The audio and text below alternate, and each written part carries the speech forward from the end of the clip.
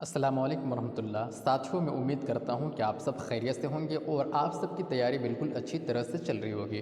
اس سے پہلے کا ویڈیو جو ہم نے بنایا تھا وہ علامہ اقبال اور نظم ایک آرزو سے متعلق ویڈیو تھا۔ یہ ویڈیو ہے علامہ اقبال اور نظم سے متعلق جو بھی معروضی سوالات ہیں آج کی اس ویڈیو میں حل کریں گے۔ یہ ویڈیو JSSC CGL اور جھارکھنڈ اردو ٹیچر دونوں کے لیے ہے۔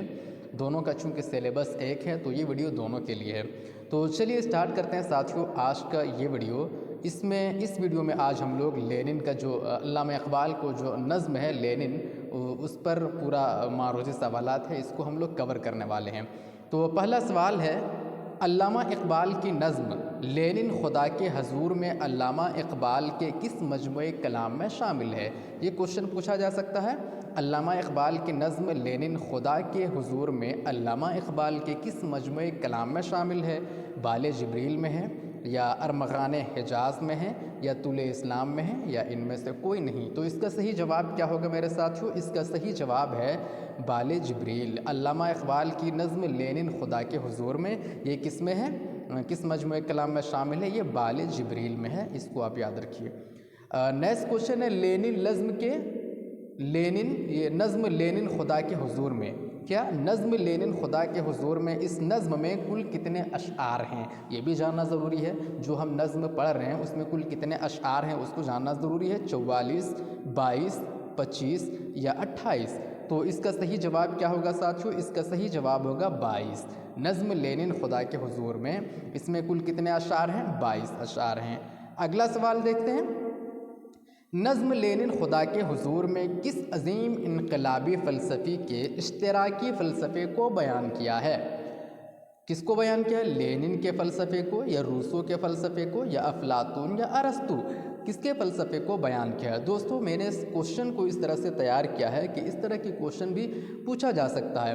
تو نظم لینن خدا کے حضور میں کس عظیم انقلابی فلسفے کے اشتراکی فلسفے کو بیان کیا ہے؟ تو اس کا صحیح جواب ہو جائے گا لینن کے اشتراکی فلسفے کو علامہ اقبال نے بیان کیا ہے۔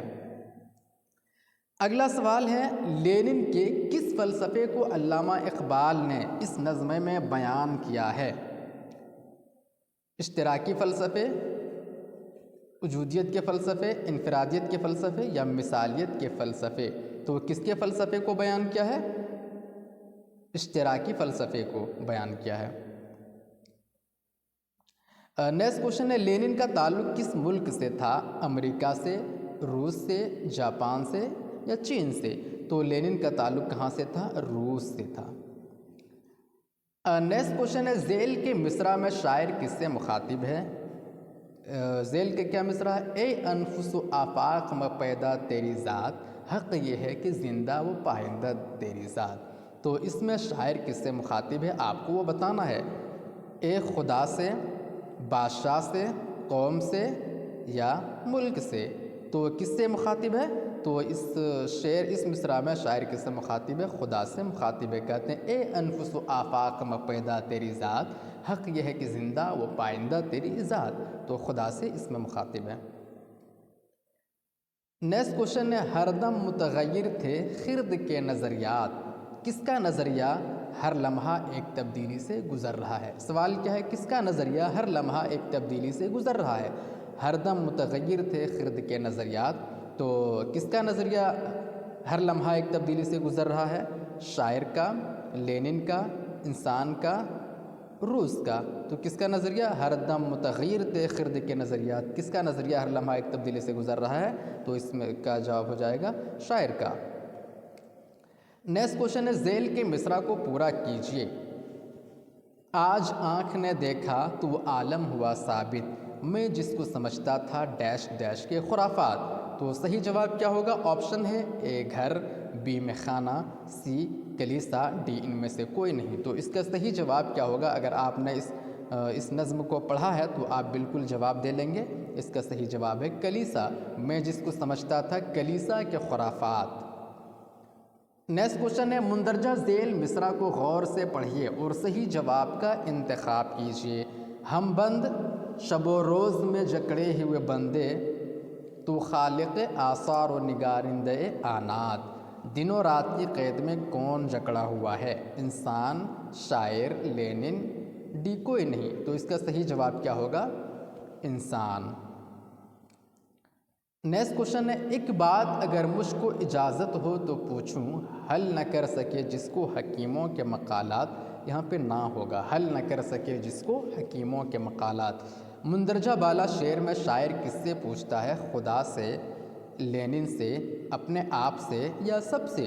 तो मुंदरजा बाला शेर में लेनिन की ज़बानी किससे पूछता है? खुदा से पूछता है। लेनिन की ज़बानी अल्लामा इकबाल खुदा से पूछता है। क्या पूछता है? एक बात अगर मुझको इजाज़त हो तो पूछूं, हल न कर सके जिसको हकीमों के मकालात। तो किससे पूछ रहा है? खुदा से पूछ रहा है। नेक्स्ट क्वेश्चन है 11 है, मुतलातिम का माना, यहाँ पे ते होगा मुतलातिम मीम के बाद। मुतलातिम का माना क्या है?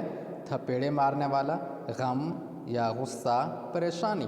तो मुतलातिम का माना क्या है? मुतलातिम का माना होगा जाएगा थपेड़े मारने वाला, तलातुम। नेक्स्ट क्वेश्चन है, झेल के अशार को मुकम्मल कीजिए। क्या है शेर?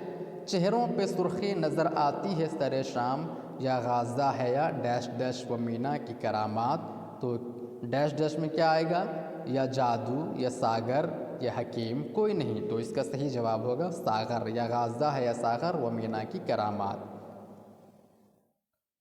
नेक्स्ट क्वेश्चन है, खिर्द का माना क्या है? खिर्द का माना अक़ल, नज़रिया, दौलत, मोहब्बत। तो खिर्द का माना क्या है? खिर्द का माना हो जाएगा अक़ल।